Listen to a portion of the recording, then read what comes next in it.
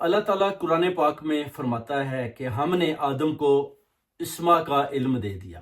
یہ علم ہے کیا؟ جیسے کہ آصف برقیہ، یہ کون تھے؟ یعنی آپ دیکھ سکتے ہیں کہ جب حضرت سلیمان کا تخت لایا جاتا ہے، وہ تخت کوئی چھوٹا سا نہیں ہوتا، وہ تخت ایک پوری وادی کو کاٹ کے، جیسے پوری چٹان کو، پورے پہاڑ کو کاٹ کر بنایا گیا۔ اس میں آپ دیکھ لیں ان کے ساتھ ان کے جو اپنا عملے کے لوگ بھی ہوتے ہیں، سارا ساز و سامان بھی ہوتا ہے، اور کیسے تخت ہواؤں میں اڑتا ہے۔ اس کا ذکر بک آف انوخ میں بھی ہے۔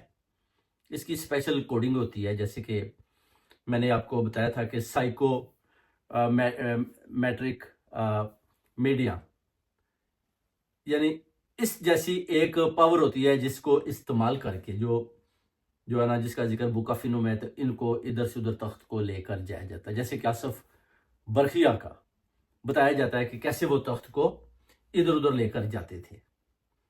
تو یہ اسی طرح یہ ہے، جیسے کہ آپ اگر فار ایگزامپل میں پنجابی ہوں تو آپ بھی پنجابی ہیں، تو میں پنجابی بولتا ہوں، آپ بھی پنجابی بولتے ہیں، مگر لکھنے میں ڈیفرنٹ ہے۔ جیسے کہ گرمکھی ہے، اس میں اگر آپ دیکھیں گے تو وہ اور طرح لکھی ہوتی ہے، اگر آپ شاہ مکھی دیکھیں گے تو وہ جو ہے اور طرح لکھی ہوتی ہے۔ بولنے میں دونوں سیم ہے، مگر پڑھنے میں دونوں مختلف ہیں، لکھنے میں بھی مختلف ہے۔ اس طرح آپ دیکھ لیں کہ حضرت نوح علیہ السلام کی جو کشتی ہے، اس کے اوپر ہبرو میں 5 نام لکھے ہوئے تھے۔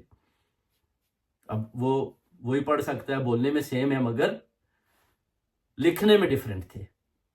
اس طرح حضرت آدم علیہ السلام کو جب ان کو معافی دی جاتی ہے تو ان کے اوپر بھی جو تھا وہ کچھ نام لکھے ہوئے تھے، جن کو آپ کہہ سکتے ہیں کہ ہم لوگ تو نہیں پڑھ سکتے، کو وہی پڑھے گا جو ان ناموں کو جانتا ہے۔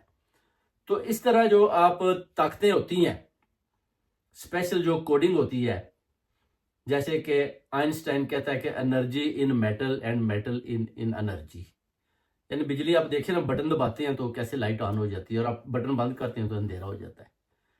اسی طرح جو تخت کی سپیڈ ہے، جو اسما کہ ہم نے آدم کو اسما عطا کی، یعنی وہ جو طاقت عطا کی، اس طاقت کو وہ کیسے استعمال کرتا ہے، اور کیسے پلک جھپکنے سے پہلے تخت کو بھی لا کر پیش کر دیتے ہیں۔